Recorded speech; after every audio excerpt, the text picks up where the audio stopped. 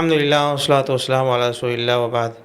سنن ابی داؤد وغیرہ کی حدیث ہے، جابر بن سلیم رضی اللہ عنہ اپنے اسلام لانے کا قصہ بیان کرتے ہیں۔ اس میں کہتے ہیں کہ جب میں نے اسلام کو قبول کر لیا تو میں نے کہا کہ اللہ کے رسول اوصنی یا اعہد الیہ، اللہ کے رسول مجھ سے کوئی وعدہ لے لیں، مجھے خاص کوئی وصیت فرما دیں۔ تو آپ نے دیکھا نبی علیہ السلام نے ان کو کون سی خاص وصیت فرمائی؟ آپ نے فرمایا لا تصبن احدا، اے جابر کبھی کسی کو گالی مت دینا۔ دیکھیں نبی علیہ السلام کیا فرما رہے ہیں، ان کو خاص وصیت فرما رہے ہیں۔ انہوں نے پوچھا کہ اللہ کے رسول مجھے کوئی وصیت فرما دیں، ابھی اسلام انہوں نے قبول کیا ہے۔ آپ نے فرمایا کہ لا تصبن احدا، کسی کو گالی مت دینا۔ جابر رضی اللہ عنہ کہتے ہیں، جابر بن سلیم کہ فما سببت بعد لا حرا ولا عبدا ولا بعیرا ولا شاتا، پھر اس کے بعد جب نبی علیہ السلام نے مجھ سے خاص وصیت لے لی تو میں نے کبھی بھی اپنی زندگی میں کبھی کسی کو میں نے گالی نہیں دیا، نہ تو میں نے کسی عام شخص کو، نہ کسی غلام کو، نہ کسی جانور کو، میں نے کبھی کسی اونٹ اور بکری کو بھی میں نے کبھی گالی نہیں دیا۔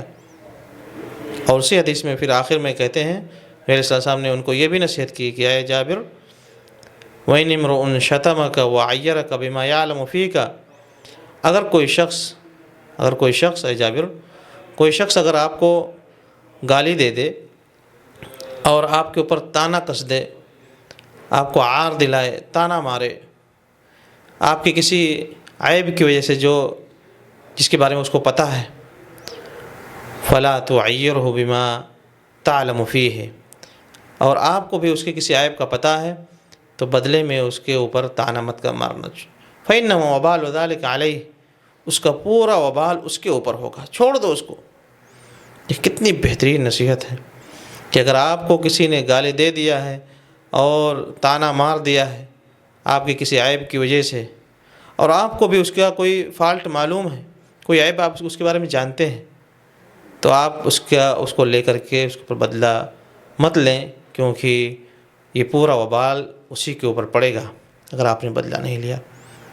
اور اسی طرح سے مسند احمد وغیرہ کی دوسری صحیح حدیث ہے، عیاض بن حمار رضی اللہ عنہ کہتے ہیں کہ اللہ کے رسول، ایک آدمی کبھی کبھی جو نہایت ہی مجھ سے کم درجے کا ہے لیکن مجھے کبھی کبھی گالیاں دے دیتا ہے، اے اللہ کے رسول کیا میں اس سے بدلہ لے لوں؟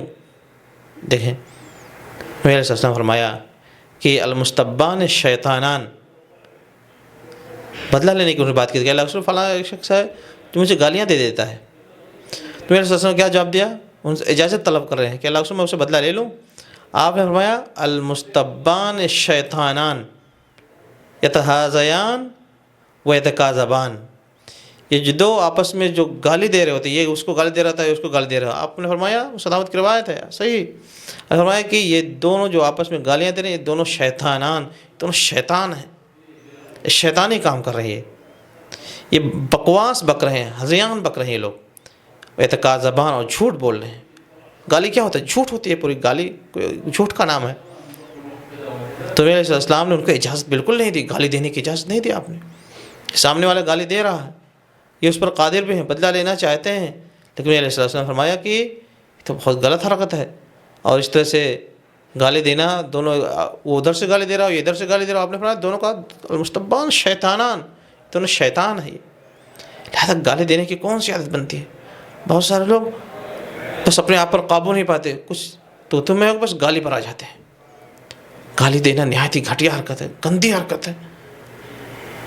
سباب المسلم فسوق، مسلم وغیرہ کی حدیث ہے، آپ نے ارشاد فرمایا کہ کسی مسلم کو گالی دینا فسق ہے، کبیرہ گناہ ہے۔ گالی دینا کون سا تک ہوتا ہے؟ اس کو خود یا اس کو گھر والوں کو، اس کے ماں باپ کو گالی دینا، استغفر اللہ۔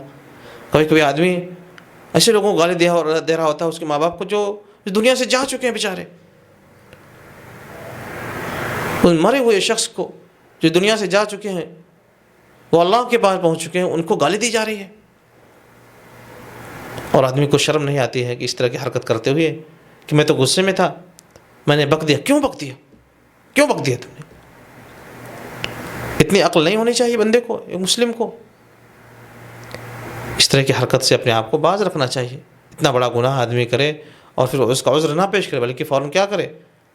غلطی ہو گئی تو اللہ رب العالمین سے توبہ کرو، اے اللہ غلطی ہو گئی، معافی چاہتا ہوں، کوئی بات نہیں، اللہ رب العالمین کے یہاں توبہ کا دروازہ ہمیشہ کھلا ہوا ہے۔ لیکن اس گھٹیا اس طرح کی چیزوں کا عذر نہ بیان کیا جائے اور اس کا جواز نہ پیش کیا جائے کہ فلاں نے تو بہت ہم کو ایسا کہہ دیا تھا، ویسا کہہ دیا تھا، اس وجہ سے ہمیں برداشت کیسے کرتے۔ برداشت کرو، صبر کرو۔ صبر کا حکم کس لیے آیا ہے؟ ایسے بیٹھ کے صبر کیا جاتا ہے؟ صبر تو اسی کا نام ہے کہ سامنے والے کو غصہ دلایا گیا، پریشان کیا گیا، اس پر اس نے صبر کیا، یہ تو صبر ہے۔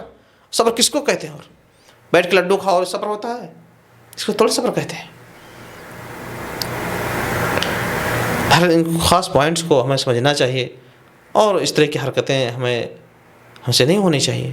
ایک دوسرے کو گالی دینا، اپنے گھر والوں، اپنے رشتہ داروں، اپنے خاص لوگوں، اپنے دوستوں احباب، ان لوگوں کو گالی دی جاتی ہے بس کچھ بات بگڑ جانے کی وجہ سے، کچھ بات نہ بننے کی وجہ سے، کوئی بات آپ کو ان کی پسند نہیں ہے، اس وجہ سے ایسا ہوتا ہے۔ نہیں پسند آئی، صبر کرو، اللہ تعالیٰ اس کو ہدایت دے،